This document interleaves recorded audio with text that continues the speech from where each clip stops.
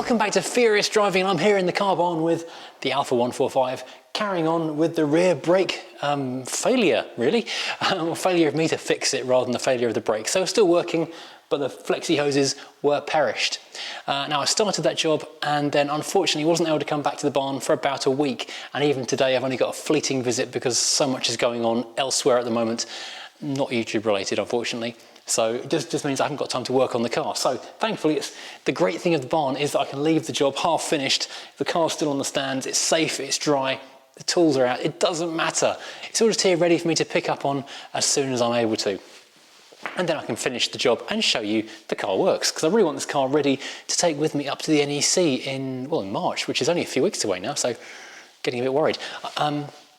A couple of things picking up from the last time. A couple of people said in the comments, why didn't I use a proper brake spanner, the flare type, which goes over the brake line and hooks around it and gives it like a ring spanner, like that basically. Exactly one of these. Reason being, I'll be honest, I completely forgot I owned it. It was in the garage at home, I forgot I possessed this thing, so I didn't bring it with me. The other thing I'm going to do before I take the other brake line apart is a bit of rust converting, because something I noticed around here was that it's not actually rusty as such. It's surface rust, and there's a difference between surface rust and actual rust. Surface rust becomes a problem later on, so before it becomes that, I'm going to treat it with some VHT rust converter. I've got a wire brush down here. I'm going to give a quick squiz over the rear subframe areas and rust convert it up, so that this takes a little while to react and do its thing. So I can do this today and then come back in a day or so and then finish the job and put some chassis black over it, so that'll be great. Right, let's do some stuff. Now before I begin, I did get myself another one of these little LED lights. These are the absolute bomb. These are the best. They are magnetic, they're rechargeable, they're inductive rechargeable, they're fantastic. They're incredibly bright. One great tip though, if you've got a magnetic light that you're using in the garage, put a bit of tape over the magnet, so when it picks up tons of crud off the project you're working on, eventually you can just peel that tape off, put fresh tape on there. You haven't got a magnet covered in bits of sharp rust that might scratch your paint in the future. Top tip.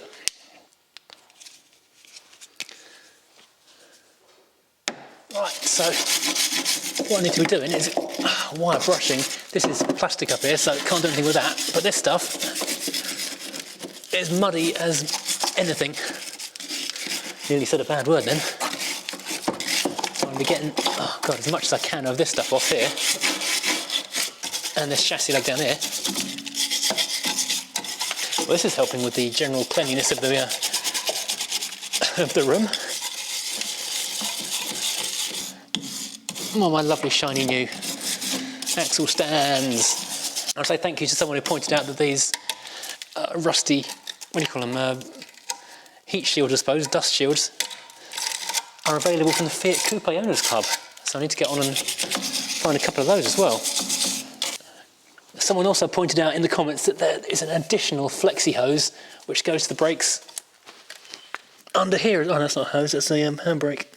So I've actually been in with a screwdriver to get right in there as much as I possibly can. There's still good paint on the top. There's down the side here where it's starting to crust off, and down here on this lower leg where it's all gone completely.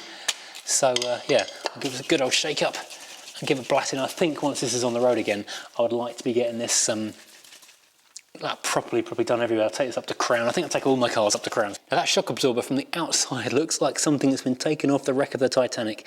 I would actually quite like to replace all the shock absorbers in this car because it's riding way too soft at the moment. Like it should be going around corners a lot better. That does corners far better than this at the moment. Asked off the axle stand because I don't want my nice shiny new axle stand to get covered in rust-proof paint. And if you think that's impressive, you should see my Christmas present wrapping.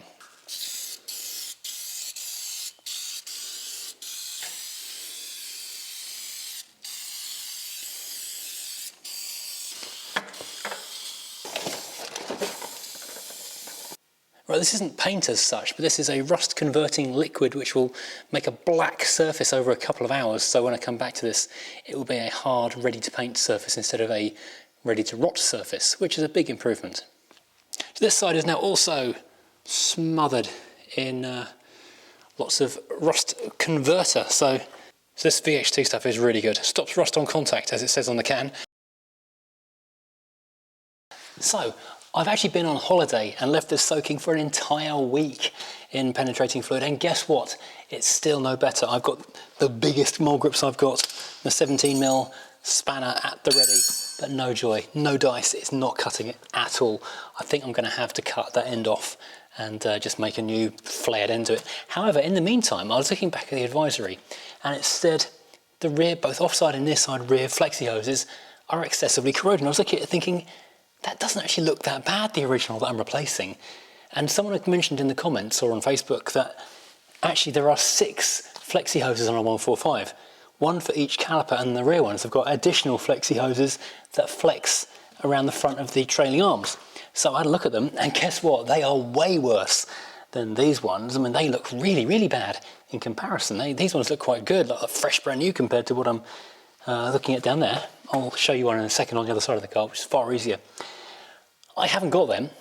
Before I went on holiday, I also ordered the CV boot for the front of the car, which was not in stock anywhere. The Alfa specialist that I ordered it from thought maybe a week, but it's still not here yet, so I'm still stuck on that.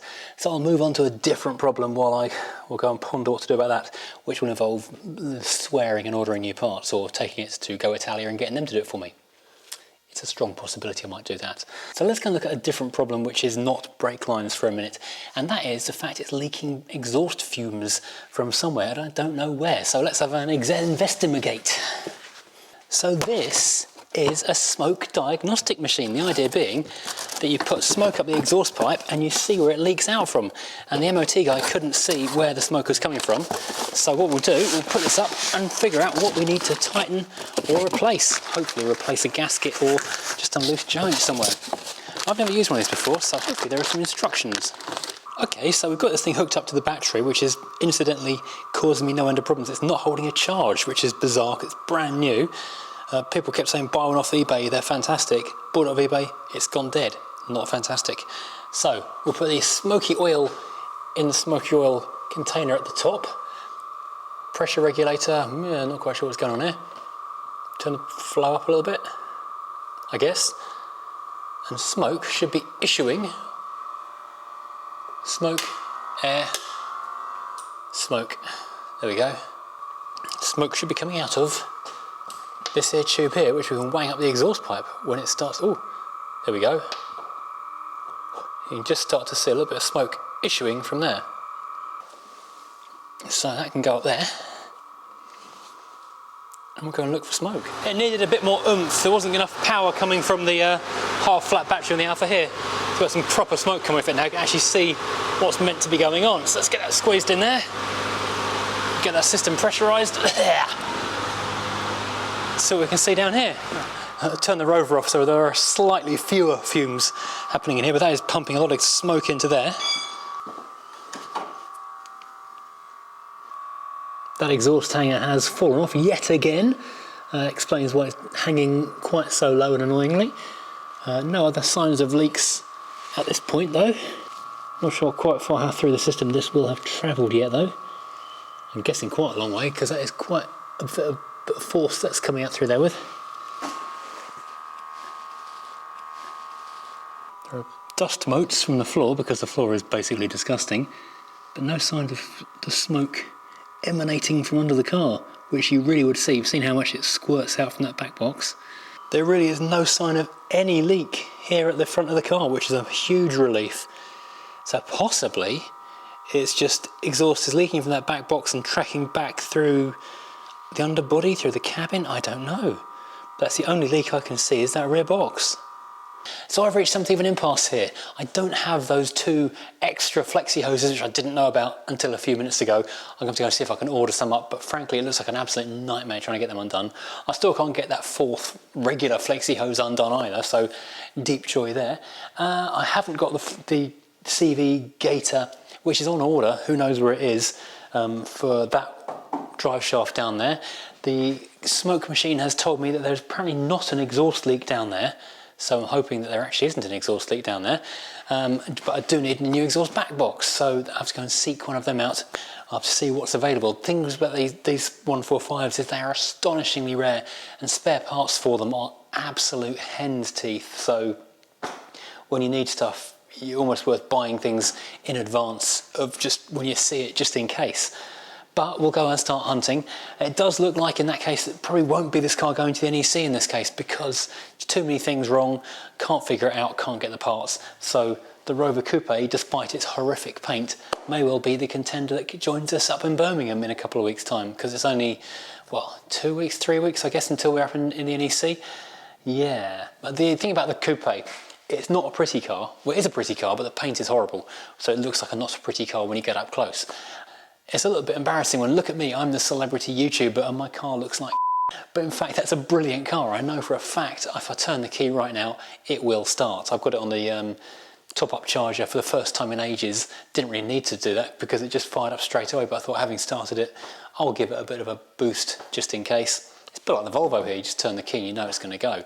But yeah, we showed the Volvo last time. It'd be nice to get a bit of variety and show one of the other cars. I was hoping it'd be this one, but it looks like it probably won't. So join me again in a few seconds, which will be probably a few days, if not weeks, for me, when something has finally turned up in the post and we can carry on with one other task on this car. Okay, fast forward a couple of days, I've been doing some shopping and some researching.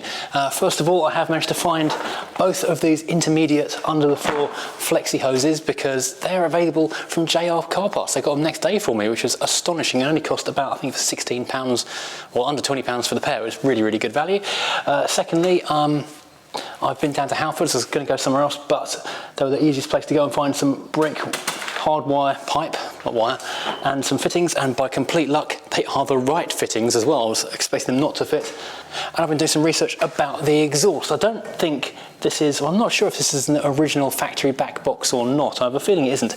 Anyway, trying to find a new one for a sensible price is proving tricky. The one I would really like to go for if I was going to spend money, would be the Ragazzone one, which looks and apparently sounds amazing, but it's like 350 quid for the back box. Then you've either got to get an adapter pipe, which is more, or the intermediate pipe, which is more, and then an adapter plate to the main thing. Anyway, it's going to cost many hundreds of pounds, and I just want the car to work at the moment. So I've been shopping and I have bought gum repair stuff because that's all I'm going to do right now. I don't really want to be spending another 500 quid to £1,000 on an exhaust for this thing.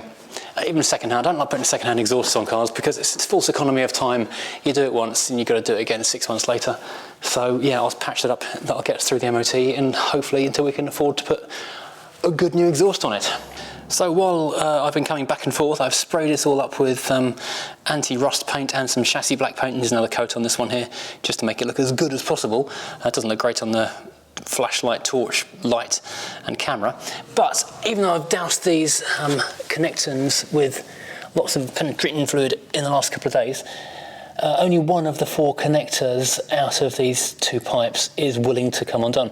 That one was actually surprisingly loose. I mean, it was virtually undone to finger tightness. The other 3 are just absolutely corroded lumps of muck. So that's going to be an absolute nightmare to deal with. So I'm going to go and deal with the exhaust pipe instead. I've not bodged anything with gun going absolutely forever. I should probably put that hanger back on as well. I'm under here. I need a jack for that. I've got to see the hole even, to be honest. Oh, it's a tiny little smidgelet just there. Not even a whole smidge, just half a smidgelet. It's tiny. Splurg some cream up here, make a right mess everywhere.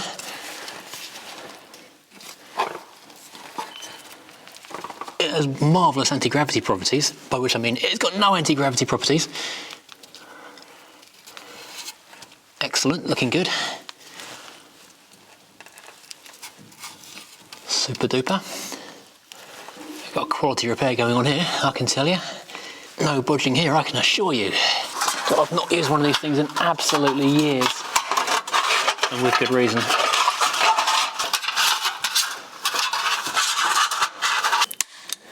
So is this a gold? No, it's more than a gold, it's a blue. It's a blue. Well, that is now done up, and the instruction is squirt paste into the joins. But it doesn't do it very tightly, because if you do it up too tightly, it just pulls the cap off it. It's not the cap, the end of this little sealer-uppery thing just pops straight out of it. So we shall just smear it all with paste, and hopefully that will do the trick to Stop it blowing exhaust gas everywhere. Oops, making a mess as per usual.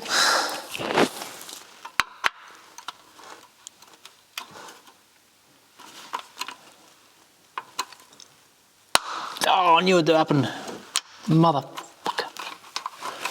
Right, I'm gonna have to put this so I can see, but you can't. Oh, if you go tight enough, it pulls it straight through the little clamp thing it's meant to sit on.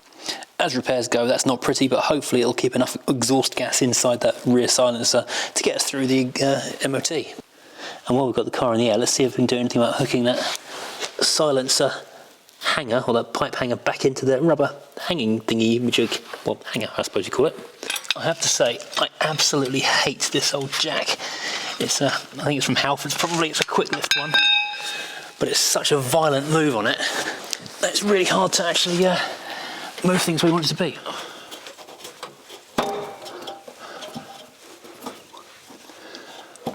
Oh, it's split, no wonder it's falling in half. Okay, here's the thing. I've never made brake lines before, and what I'm going to have to do downstairs on the Alfa is cut off a couple of those rubber hoses and make new hard lines, because they are not separating for love nor money. So I've got my flaring kit, which is new and exciting. I actually got this to work on the W123, which is a job I haven't done yet. I've been and got some end pieces, which thankfully fit. I've got a pipe cutting tool, and I've got some pipe. I'm going to do a couple of test runs, because having never done this before, I don't want to mess this up. So let's just cut off a few centimetres and have a little bit of a practice here. Okay, that's that. Now, how the hell does this work?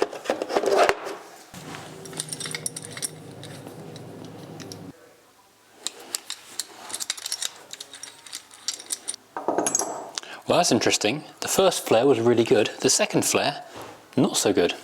Interesting. This is going to take a bit of practice. The other thing I don't actually know is whether I need to do single or double flap flaring for a brake union on the back of an Alfa 145. But this kit can do double flap flaring, but the instructions don't say whether I need to flare it and then redo it with the double flap flare tool, or if you go straight in with the tool. I think what I'll do is I'll do a few more practice runs. I won't do it in this video, because I know a lot of you guys will know what you're talking about and will offer me some useful sage advice. So before I go ploughing in with the brake repair, I'll just do a few more practice runs right now, and then I'll go and do one other quick test on the car itself to try and solve one of the other MOT fail points, which is the windscreen washers. I've not checked the fuse on that, so I'll go and double check that it's actually got a working fuse in it, which could be as simple as that. Well, I think my technique is kind of getting there with this thing. The trick I think you need to have is to put it about 1.5 millimeters, 2 millimeters above the top of the flare tool, and it's got enough material to flare out smoothly. And obviously you want to try and screw it in as square and flat as possible, so you get a nice flat, even compression and a nice flat top, so it'll seal up nicely inside the thing. I'm going to do a few more goes on this, honestly, because I've never done this before, and brakes are one of those things that is quite important, and you want that to work. So I'm going to come back to that a bit later on. I'm going to call that a good first go, and I'll play some more later on before I go and attempt to go and splash some new brake cables into the bottom of the Alfa. Fortunately, it's only a very short one. It's about that long with one or two small curves in them, so it shouldn't be too hard to make, and easier certainly than my original first go, which is going to be re-plumbing the entire W123 Mercedes, which would have been quite an epic adventure, really. So I'll put this away for the moment, just so I don't lose any bits, because that's always a bad thing to do. Even though I'm here on my own, I'm so good at losing stuff. If I were to leave it here on my own and no one come in here for a week, I'd come back and it'll be missing, so that will be safe. In fact, I can put the pipe cutter in there as well. It's like it was made for it. So this is the Draper 7-piece pipe flaring toolkit, which should sort me out quite happily.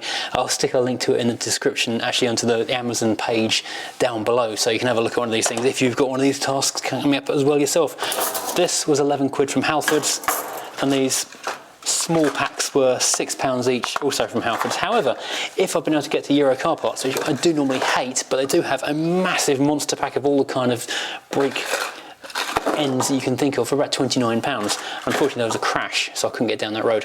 Anyway, right, let's go and have a quick look at the windscreen washers before I go home. The two problems I have at the front of the car for the MOT are the fact that the headlamp aim is completely pointing at the floor. And I spoke to my friend Jamie at Go Italia, and he said that there is a problem, or can be a problem, with the headlamp adjusters, and they just wind themselves off the bottom of the run, and then they're off the screw thread, and then they can't come back up again. I've had a look and I can't even find the motor for that, so that's going to be a fun one to do. Secondly, the windscreen washers are not working. I did give them a little kind of pull of the lever and nothing seemed to be buzzing, so I'm just going to quickly turn the ignition on and see if I get any voltage on the meter down here. Now this battery, even though it's brand new virtually, doesn't want to hold a charge, which is really annoying. So I'm hoping the alternator isn't knackered on this.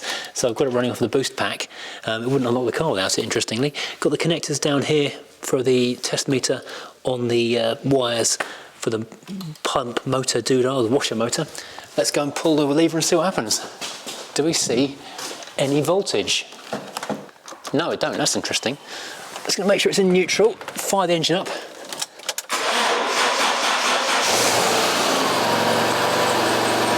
I'm still seeing nothing, but it is wiping the wipers. Okay, so I guess that means I'll check the fuse next. So I just googled this, but it says that the same fuse does the instrument cluster, windscreen headlamp, washer pump, reversing lights, airbag, wing mirror adjustment, clock, check panel and EGR. Let's have a quick look. Well, we've got lights on the dashboard. Let's try and adjust the mirrors. Yeah, they move, which suggests that the fuse is good. So it means I've got a problem somewhere else. That's really irritating. As I was concerned, the battery might not be charging. It might be the alternator. But I'll quickly test that. It's not. It's 14.2, 3, whatever, which means it is getting a decent amount of charge. Well, I've had a quick look at the fuses themselves, and they too appear to all be okay, which is, borne out by the fact that everything else works on that circuit, which means it must be that switch that's at fault. It appears to be the little motorised unit that adjusts the headlamp movement. I'm going to try and listen to see if I can make it do anything when I move the headlights.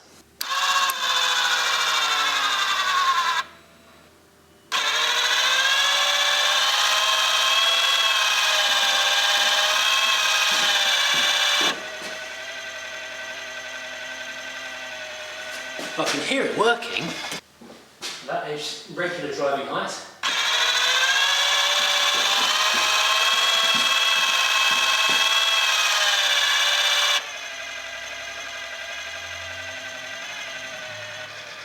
And that should be lowered height. There is a slight difference. I'm not quite sure what's happening here. Right, I have covered over the driver's side one because I've got a feeling the driver's side one is moving and the passenger side one isn't. Yeah, there is no movement. Oh, it is moving, it's coming up.